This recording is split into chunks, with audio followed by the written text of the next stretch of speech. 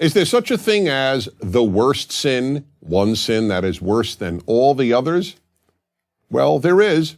I am well aware that some people differ. They maintain that we can't declare any sin worse than any other. To God, a sin is how it's often expressed. In this view, a person who steals a stapler from the office is committing as grievous a sin in God's eyes as a murderer. But most people intuitively, as well as biblically, understand that some sins are clearly worse than others. We are confident that God has at least as much common sense as we do. The God of Judaism and Christianity does not equate stealing an office item with murder. So then, what is the worst sin? The worst sin is committing evil in God's name. How do we know? From the third commandment of the 10 Commandments. This is the only one of the 10 Commandments that states that God will not forgive a person who violates the commandment. What does the commandment say? It is most commonly translated as, "Do not take the name of the Lord thy God in vain, for the Lord will not hold guiltless," meaning will not forgive, "whoever takes his name in vain." Most people understandably think that the commandment forbids saying God's name for no good reason. So something like, "God, did I have a rough day at work today," violates the third commandment. But that interpretation presents a real problem.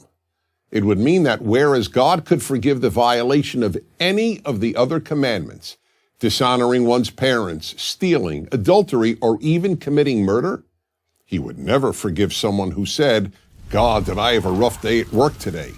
Let's be honest. That would render God and the 10 Commandments morally incomprehensible.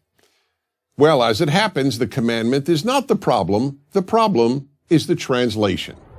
The Hebrew original does not say, "do not take." It says, "do not carry." The Hebrew literally reads, "Do not carry the name of the Lord thy God in vain." One of the most widely used new translations of the Bible, the New International Version, or NIV, uses the word misuse rather than the word take. "You shall not misuse the name of the Lord your God." This is much closer to the original's intent. What does it mean to carry or to misuse God's name? It means committing evil in God's name, and that God will not forgive. Why not? When an irreligious person commits evil, it doesn't bring God and religion into disrepute. But when religious people commit evil, especially in God's name, they are not only committing evil, they are doing terrible damage to the name of God. In our time, there is an example of this. The evils committed by Islamists who torture, bomb, cut throats, and mass murder, all in the name of God, do terrible damage to the name of God. It is not coincidental that what is called the new atheism, the immense eruption of atheist activism, followed the 9/11 attacks on America by Islamist terrorists. In fact, the most frequent argument against God and religion concerns evil committed in God's name, whether it is done in the name of Allah today or was done in the past in the name of Christ. People who murder in the name of God not only kill their victims, they kill God too. That's why the greatest sin is religious evil. That's what the third commandment is there to teach. Don't carry God's name in vain. If you do, God won't forgive you. I'm Dennis Prager.